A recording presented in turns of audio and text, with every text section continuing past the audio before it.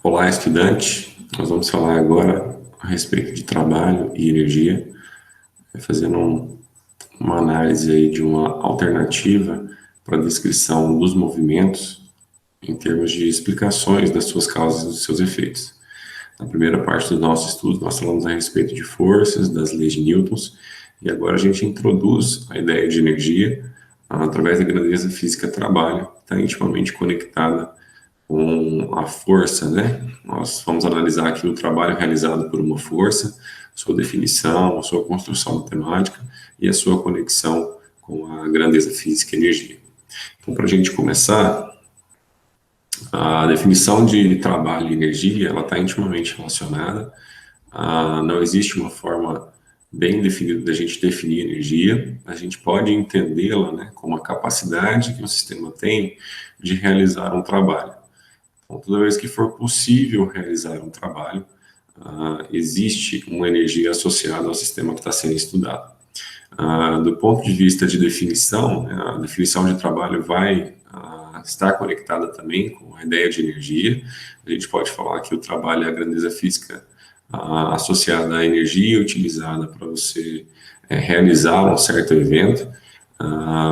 No caso do trabalho específico, a gente vai associar realizar esse evento como, através de uma força, você produzir um deslocamento, mesmo que não aconteça isso em todos os casos que nós vamos analisar, mas a ideia central seria, a partir da aplicação de uma força, você conseguindo produzir um deslocamento, né, associado à aplicação dessa força, ou desde que haja um deslocamento onde há a atuação de uma força, é possível a gente estabelecer o cálculo de um trabalho. E esse cálculo do trabalho vai refletir também qual foi a energia que você colocou no sistema ou que você retirou do sistema, alterando aí o seu estado de movimento.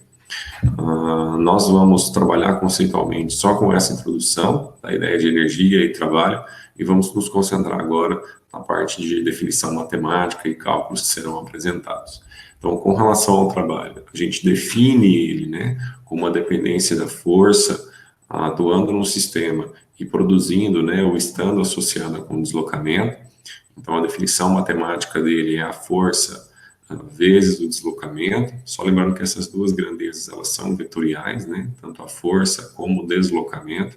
Portanto, o produto que a gente faz aí é o produto entre dois vetores, nesse caso, um produto escalar. Nós falamos no módulo anterior, quando tratamos a respeito dos vetores, que no caso de um produto escalar, o seu resultado, ele é um número, né? Ele é um escalar, é uma grandeza que tem módulo, mas não necessariamente necessita, né, de uma direção e de um sentido para ser bem descrita. Então, o resultado desse produto, a força por deslocamento, é o que nós chamamos de trabalho. Ele pode ser calculado matematicamente, né, como o módulo da força, vezes o módulo do deslocamento, vezes o cosseno de um ângulo, que existe, né, entre esses dois vetores, desde que a gente esteja tratando aí de uma força constante, né? No caso de nós termos uma força variável, a forma correta de nós trabalharmos, né, com esse cálculo seria através de uma integral desse produto, né, força por deslocamento, onde nós vamos chamar a força aí por esse vetor F e o deslocamento por esse vetor dl, né, um pequeno deslocamento dl, que na verdade representa um deslocamento nas direções x, y e z. Tá? Então, embora ele esteja representado aí matematicamente como um único deslocamento, a gente tem que lembrar que é um deslocamento vetorial, que pode acontecer no espaço tridimensional, portanto, ele pode estar, né, tanto na direção x, quanto na direção y, quanto na direção z. Bom, se nós analisarmos aí, né, a força, ela é um elemento que tem componente x, y e z, então ela vai estar na direção i, na direção j, na direção k, e da mesma forma o dl, né, são deslocamentos dx, dy e dz que acontecem nas direções i, j e k. Então o produto escalar, né, desses dois vetores vai ter como resultado somente as componentes que têm o mesmo nome, né, então o fx com o dx, o fy com dy e o fz com dz. Por isso esse trabalho, né, fica sendo o trabalho ao longo da direção x, mais o trabalho ao longo da direção y, mais o trabalho ao longo da direção z. Quando a gente analisa, né, então a ideia desse trabalho, o que a gente teria na forma de uma representação esquemática? A partir que a gente tem um objeto, né, sobre uma dada superfície horizontal, a gente vai aplicar uma força nesse objeto de tal forma que ele saia de uma posição e chegue até uma outra posição. No caso mais geral, existirá um ângulo aí entre a direção da força aplicada e o deslocamento produzido. Então, não é toda a força que eu estou aplicando que auxilia, né, o deslocamento a acontecer, ou que atrapalha esse deslocamento a acontecer, né?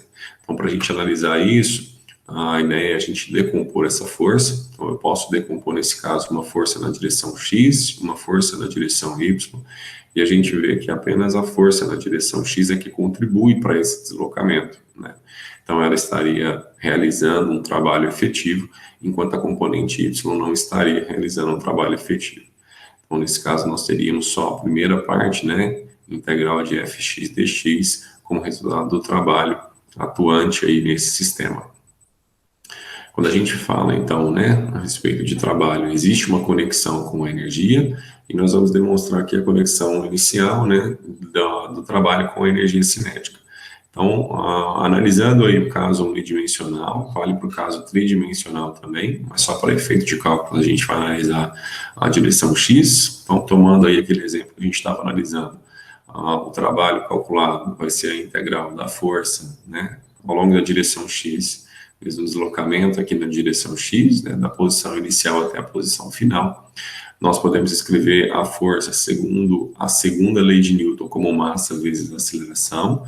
Então, ficaria a integral da massa vezes a aceleração dx, só que a aceleração é a derivada da velocidade em relação ao tempo. Então, nós podemos escrever essa relação de uma outra forma, né? Trocando aqui a variável de integração pelo dv e analisando o dx dt como a velocidade. Então, na verdade, o trabalho seria a integral da massa vezes a velocidade na variável dv, né? Então, nós vamos integrar aqui ao longo da velocidade inicial até a velocidade final. Então, como a gente tem aqui, né, o v elevado ao expoente 1, quando a gente integrar, vai aparecer v elevado ao quadrado dividido por 2, né? E aí eu tenho que aplicar isso na posição inicial e na posição final. Então, ficaria a massa vezes a velocidade final ao quadrado dividido por 2, menos a massa vezes a velocidade inicial ao quadrado dividido por 2. Esse termo mv ao quadrado dividido por 2 é o que nós definimos como energia cinética, né? Então, a gente vê que o trabalho ele corresponde à variação da energia cinética, ou seja, quando eu realizo o trabalho sobre um sistema, eu mudo, né, o estado de movimento dele, e essa mudança no estado de movimento, ela corresponde à mudança na energia cinética, ou seja, ao quanto de energia eu introduzi no sistema e que aumentou ou diminuiu a energia cinética do sistema em análise. Da mesma forma que a gente faz uma análise, né, no caso da energia cinética, é possível a gente analisar o que nós chamamos de energia potencial. Vou iniciar falando a respeito da energia potencial gravitacional, que seria uma energia não associada ao movimento diretamente, mas à capacidade de o sistema entrar em movimento. Então, quando eu seguro, né, um objeto e abandono ele, esse objeto ele entra em movimento. Então, naquela posição inicial, ele tinha a possibilidade de entrar em movimento desde que eu o abandonasse. Então, existe uma energia armazenada ali, que é transformada em energia cinética a partir do momento que eu abandono o sistema. Então, nesse caso, né, nós teríamos o trabalho novamente escrito, né, como a integral da força por um deslocamento. Eu estou colocando de forma escalar, né, só para reduzir a notação, simplificar a forma de escrita. Se nós pensamos nesse caso do objeto, né, que é abandonado, a força que atua sobre ele é a força peso, e o deslocamento que ele vai ter ao longo da direção y. Então, a gente faz a integral da força peso na direção y e calcula qual seria o trabalho realizado pela força peso. Só lembrando, a força peso é massa vezes a gravidade. Nas nossas anotações aí, né, de referencial, a gente está escolhendo referencial para cima positivo. Então, como a aceleração gravitacional é orientada para baixo, o sinal dela é negativo. Então, essa expressão ficaria integral de menos a massa vezes a gravidade, integrado aí em dy da posição inicial até a posição final, que vai ser aí, na verdade, a altura inicial até a altura final. Então, quando a gente faz essa integral, o resultado é simplesmente y, né? Que nesse caso vai ser aplicado na posição inicial e na posição final. Então, o trabalho ficaria o menos mg, né, que é uma constante, ele sai aí da integral, e a integral de dy aplicado na posição inicial e final, ficaria y menos y0, que corresponde então à altura, né, que o objeto está deslocando, né, a diferença entre os dois pontos iniciais e finais que a gente está pegando. Então, nesse caso, o trabalho ficaria a massa vezes a gravidade vezes a altura inicial, menos a massa vezes a gravidade vezes a altura final. Esse mg y, né, ou mgh, que seria a altura inicial e a altura final, é o que nós definimos como energia potencial gravitacional. Então, eu tenho aqui a energia potencial gravitacional no início, menos a energia potencial no final. Então, eu vou chamar aqui de um U0 menos U, que na verdade é um delta U, né? Seria a variação da energia potencial. A diferença aqui é que ela apresenta um sinal negativo, ou seja, o trabalho ele corresponde a menos a variação da energia potencial do sistema. O que nós vamos analisar aí é que existe uma conexão, né, dessa energia potencial com a energia cinética, mas antes de fazer isso eu vou analisar a energia potencial elástica com vocês, que seria a mesma análise que nós fizemos, só que ao invés de considerar a força-peso, agora nós vamos considerar a força elástica, né, força associada à deformação de uma mola. Essa força ela obedece à lei de Hooke, então a força elástica é menos a constante elástica vezes a deformação da mola, então o trabalho seria a integral de menos kx dx, né, analisando aí uma deformação da mola ao longo da direção x. Poderia ser ao longo da direção y ou da direção z, também funcionaria da mesma forma. Então, nesse caso, nós vamos integrar o menos kx, né, e o x está elevado a 1, ele ficaria elevado ao quadrado dividido por 2, e a gente aplica isso na posição inicial e na posição final. Então, nós teríamos aí um menos k, menos a constante elástica, que multiplica a posição final elevada ao quadrado, menos a posição inicial elevada ao quadrado, tudo isso dividido por 2. Então, nós teríamos dois termos, da mesma forma que nos casos anteriores, né, um kx0 ao quadrado dividido por 2, menos um kx, aqui ficou um erro de notação, que é x, né, elevado ao quadrado dividido por 2. Então, ficaria a energia potencial inicial menos a energia potencial final, que dá o mesmo menos delta U que nós tínhamos calculado para o caso da energia potencial gravitacional.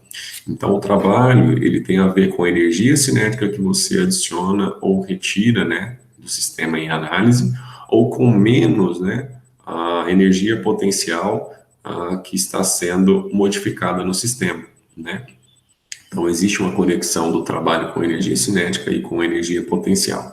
E o que nós vamos ver agora é que existe, na verdade, uma relação entre essas energias, né? A energia ela não é criada, ela não é destruída, ela é apenas transformada. Então, a energia cinética se transforma em energia potencial, ou a energia potencial se transforma em energia cinética. E a gente consegue observar isso percebendo que o trabalho é a variação da energia cinética, né, positivo, e ele é menos a variação da energia potencial. Então, se o trabalho vale isso, e se o trabalho vale isso também, significa que essas duas coisas são equivalentes. Então, na verdade, a variação da energia cinética é menos a variação da energia potencial. Ou seja, toda energia que eu ganho na forma cinética foi uma energia perdida na forma potencial, né? Ou seja, a energia que eu tinha antes na forma potencial se transformou em energia cinética. Ou pode acontecer o oposto, né? A energia cinética se transformar em energia potencial. Se nós abrirmos, né, essa relação, a gente vai ter então que a energia cinética final menos a inicial é igual a energia potencial inicial menos a energia final. E aí se a gente ajustar, né, colocar de um lado aquilo que é do começo e do outro lado aquilo que é do final, então a energia cinética final mais energia potencial final é igual a energia cinética inicial mais energia potencial inicial. Ou seja, há uma conservação da energia inicial e final. Essa energia é o que nós chamamos de energia mecânica do sistema. Então, a energia mecânica inicial tem o mesmo valor da energia mecânica no final, né?